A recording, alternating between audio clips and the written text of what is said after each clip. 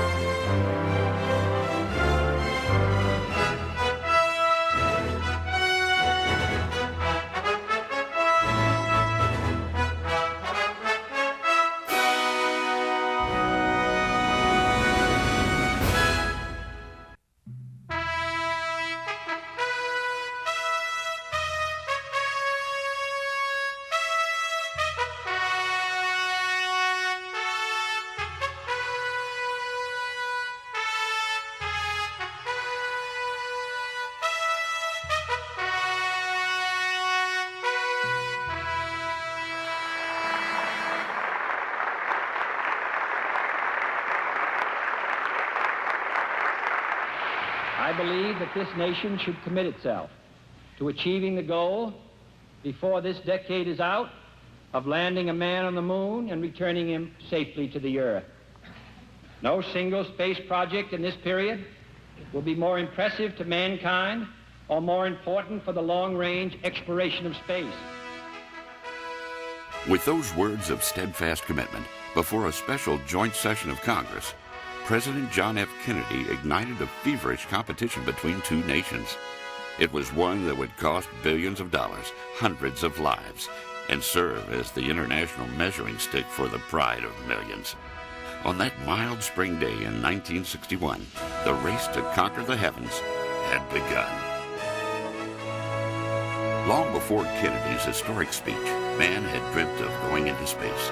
And while he still had many growing pains ahead of him, the first steps toward the final frontier were being taken by some of the brightest minds in modern history.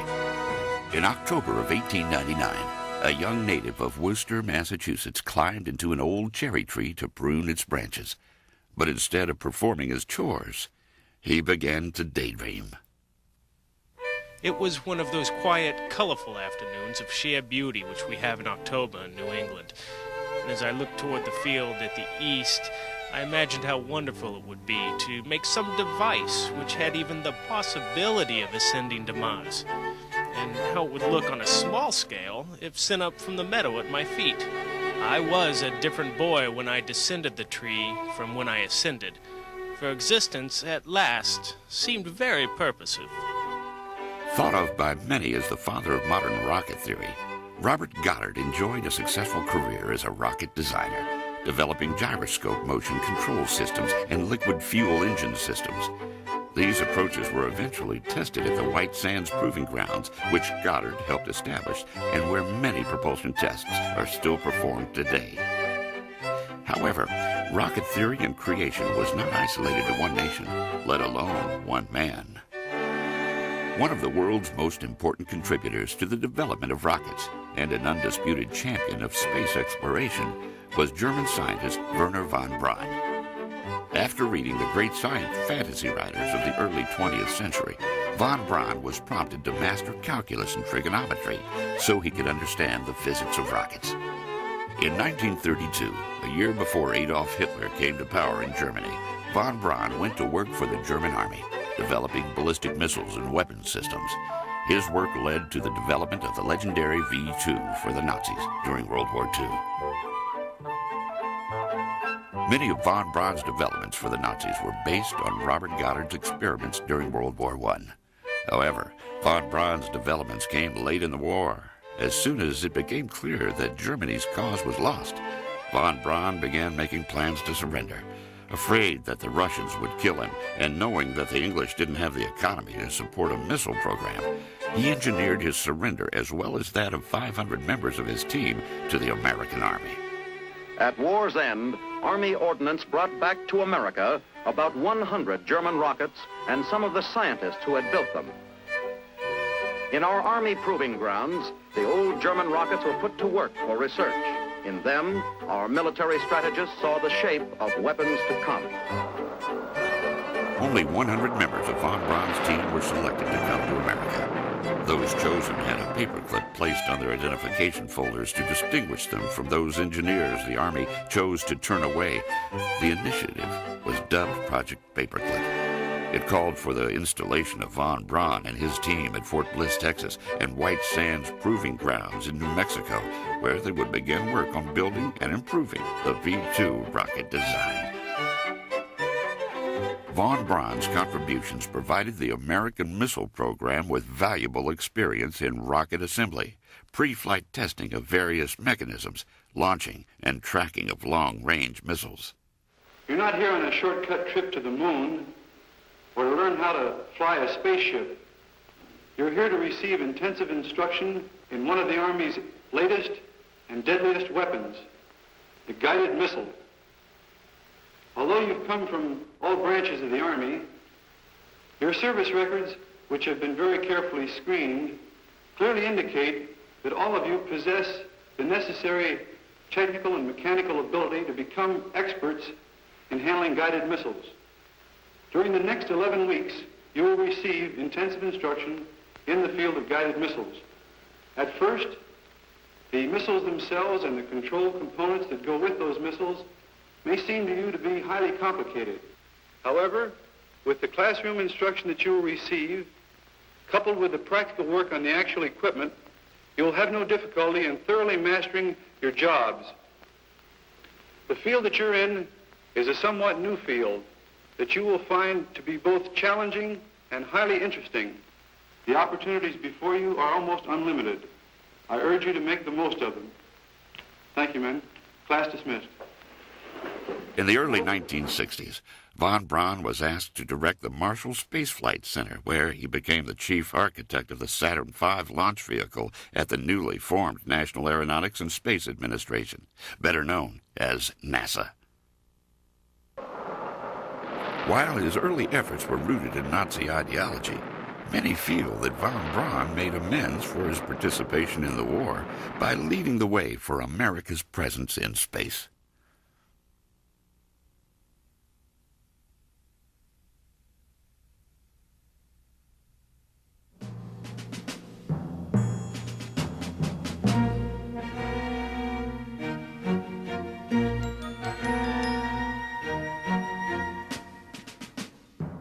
I take a great deal of pleasure in presenting to you today as our guest speaker, Dr. Wernher von Braun.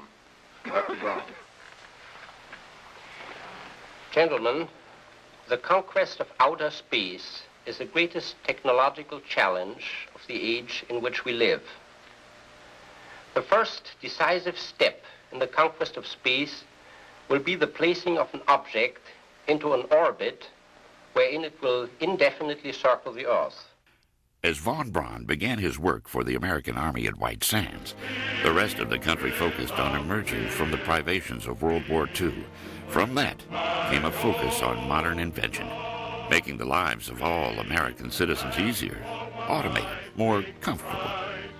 free to oppose what I believe wrong, free to choose those who govern my country, this heritage of freedom. In addition to modernizing the American home, civilian and military inventors foreshadowed President Kennedy's 1961 challenge to the Russians for the conquest of space, with early steps to test the boundaries of equipment and aircraft. These are the forerunners of rocket ships to the moon. And an idea of what space travel of the future will be like is vividly depicted in these films taken from a rocket in flight. The takeoff is smooth, and through the motion picture camera, an armchair trip into space begins. Slipping away below can be seen the white sands of New Mexico and the mountain ranges holding in the Texas and New Mexico desert.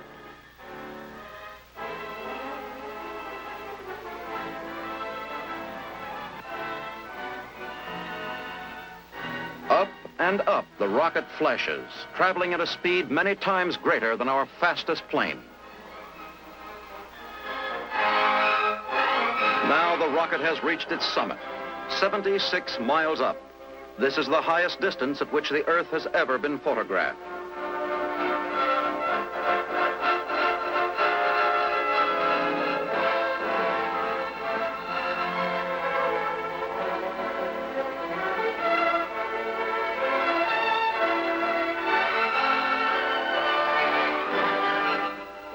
Tipping and spinning like an inverted top, the rocket starts its descent to Earth. 1 minute pointing at the sun, and at the Earth the next, the camera sweeps across the lower length of the continent, giving man an unprecedented view of the planet he calls Earth. At America's Bell Laboratories, a small group of engineers took the first advances toward exiting Earth's atmosphere. Taking cues from the aerodynamic features of a .50 caliber bullet flying at supersonic speed, designers began to work on a rocket-powered aircraft that would withstand the rigors of achieving Mach 1. Their hard work and creative ingenuity resulted in the X-1. The X-1, described by many as a bullet with wings, was a small aircraft, just 31 feet in length, with a 28-foot wingspan. Despite its small size, the X-1 was built to withstand colossal forces. Since the fuselage mimicked the aerodynamic qualities of a bullet, designers felt certain of its ability to hold together. However, a number of challenges needed to be worked